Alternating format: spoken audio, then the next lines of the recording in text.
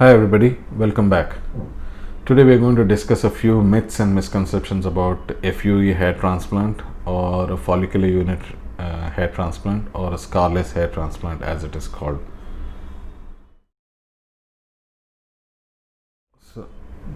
So right at the outset, Scarless hair transplant.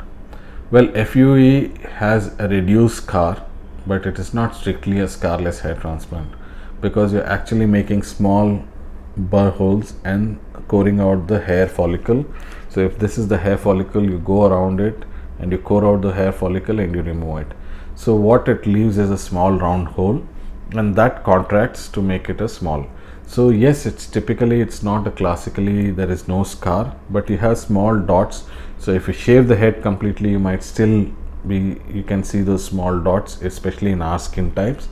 But yes, when you even have your crew cut or you have a haircut which is, it's about a 1 mm haircut, it still doesn't show up, whereas the old scar, which was the FUE, which was a long strip method, there is a long scar which is always seen in spite of doing a trichophytic closure. Many times it's seen.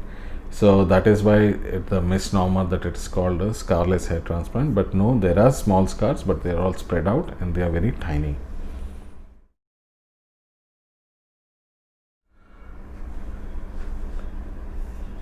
Another misconception is hair transplant is only for men. No, hair transplant can be done for men and women. Why it is more associated with men is because men have something called male pattern baldness. As you are men, you have certain areas of the head where the hair follicles are sensitive to the male hormone, and that is why they fall. And that is why, as you see, by about age 45 to 50, about half the men are bald, because that is the natural progression of the hair fall in men. Since it is more commonly seen in men and the transplant is more commonly done in men, hence why the misconception that yes, it is only for men. But no, even women undergo hair transplant, especially for certain areas of loss, and the procedure is the same as with men or for women. But in women, we tend to do smaller segments, because obviously if we have to shave the whole head to take the number of grafts, you can't do that for women most commonly, because they prefer not to show up with a bald head. So that is why we do it as segments. So we take about 500 to 1000 grafts per sitting, and then we do that should be more or less enough, because women usually have segmental areas of hair loss. It's not like a male pattern baldness where you have a whole large area. So yes, men and women both can do a hair transplant as long as you're medically fit. Another misconception of hair transplant is that we are growing new hair. No, the whole concept of hair transplant is based on a process of redistribution. We are redistributing the hair which is in the back of your head, which is the safe zone. We are taking those hair follicles and transplanting it into the bald areas. So it is basically redistributing. For example, if you have about 1000 follicles all over the head, so and the back there are about 450 are the ones which are not going to fall in the safe zone. Those 450 are the ones which you are going to be spreading all across. So you're not growing new hair as of now. Research is going on, but no, we are not growing new hair. It is only redistributing the hair that you already have from areas where it is thicker to areas where it is sparse. So it is redistribution rather than growth of new hair. Another common misconception is that you can harvest unlimited number of hair, and you can cover unlimited number of hair all over the head. And this has arisen from the fact of how so many clinics or so many advertisements that you see in the newspaper which say unlimited grafts, unlimited coverage within such and such amount and everything. It is pure mathematics when it comes to hair transplant. When you're talking, and I just told you that we are doing only a redistribution of the hair, so you have an X amount of hair that is fixed. So you cannot take unlimited number of hair follicles, because the follicles, if you take, you will not find it, first of all. Secondly, if you are taking too many in one go, then you're going to leave patchy areas in the donor site. So it is still going to, when you cut your hair short in this thing, it will give you what is called the moth-eaten appearance, which is basically small gaps of no hair zones in between area of hair. So to prevent that, it is always taken in such a way so as to not leave a permanent scar. You don't take too many hairs in one bunch. You try and distribute it out so that when it heals smoothly and it doesn't leave those patchy areas. So know that you cannot do an unlimited donor, you cannot do an unlimited harvest. And even if you want to do a second sitting, yes, you can do it after 6 months or 8 months, but in one sitting you still have to leave those hairs in between so that it heals evenly and gives you a smooth donor area and it doesn't cause patchy losses. So yes, it doesn't work with unlimited donor or unlimited numbers. Another misconception is like how they show you on the ads and on TV and on some of the papers, you see one person with a bald head and the other is full of hair. No, as I said, we are still redistributing your hair. So even if you need to fill up that head with so much of hair, you should be having enough grafts in your donor area for us to fill up the remaining area. So if your donor area is very small, very thin, and your 80% of your head is lost and you have 20% of hair left, out of which only 15% is in the safe zone, then 15% hair to be distributed to 80% is, the mathematics doesn't add up. Okay, so yes, it's a process you have to go through. You have to see how much is your donor site and how healthy are your hairs in the donor site, and that is what is being transplanted into the recipient site. So yes, you cannot cover everything in one go. You might have to do stages, or you might have to redistribute, and you have to check how much can be done realistically, not just by what is shown in the newspapers or what is shown in TV ads. So another thing is, you don't get an immediate result. The hair growth starts from only after the second month, about 6 to 8 weeks. There is a dormant phase after which the hair starts growing. All the hairs are in different cycles of growth, so they will grow at different rates, and that is why the whole growth process and everything takes anywhere between 6 months to a year, and that is the duration after a hair transplant for you to actually see good complete hair growth.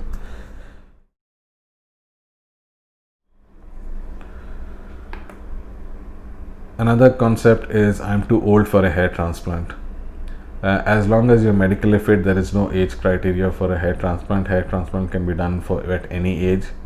We have done hair transplants for patients who have undergone cardiac surgeries, who have undergone other major surgeries also, so that is not an hindrance.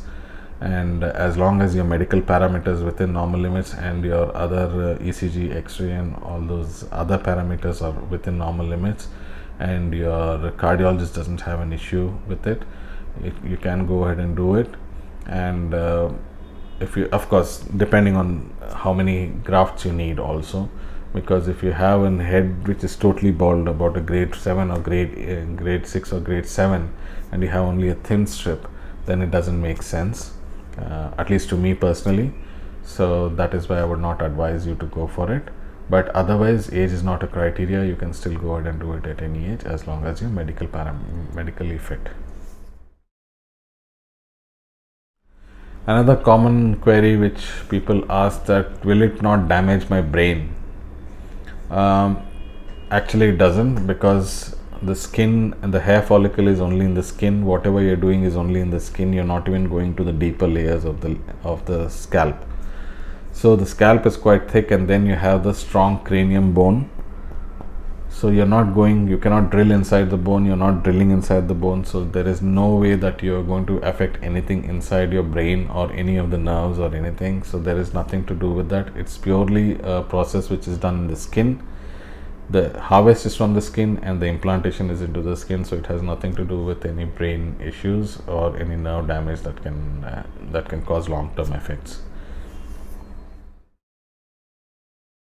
The common myth is that it's a painful procedure.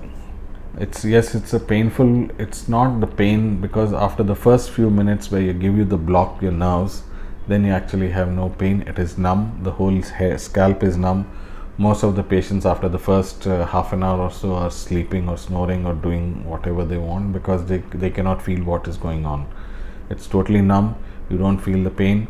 And because in FUE we are not cutting and stitching it, so even the post-operative pain is not very significant, and you can sleep on your donor site. You don't have to keep taking care of it.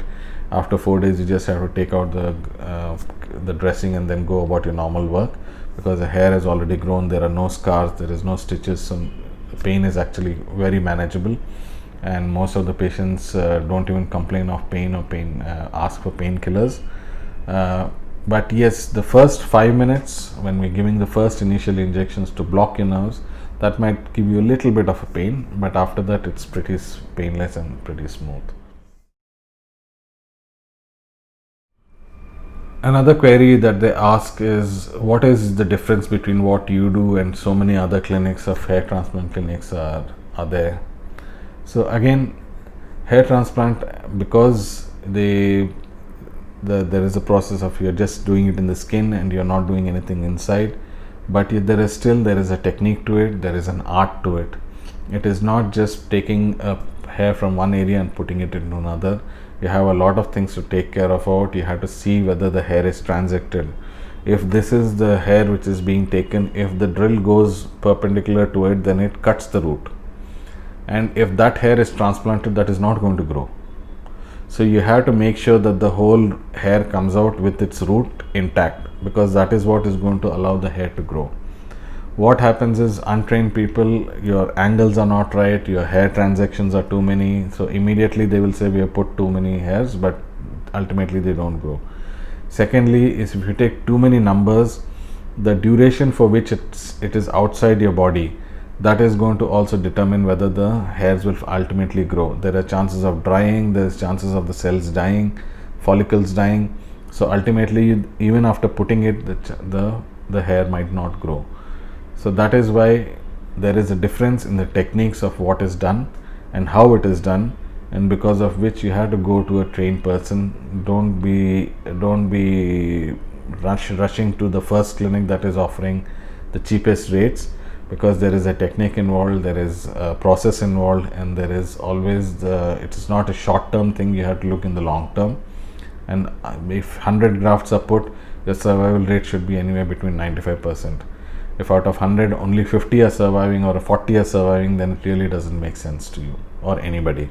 So do your research, do your check as to how many grafts are needed, how many this thing. If you need to do more, then do it in 2 sittings, depending on the number of grafts that you require.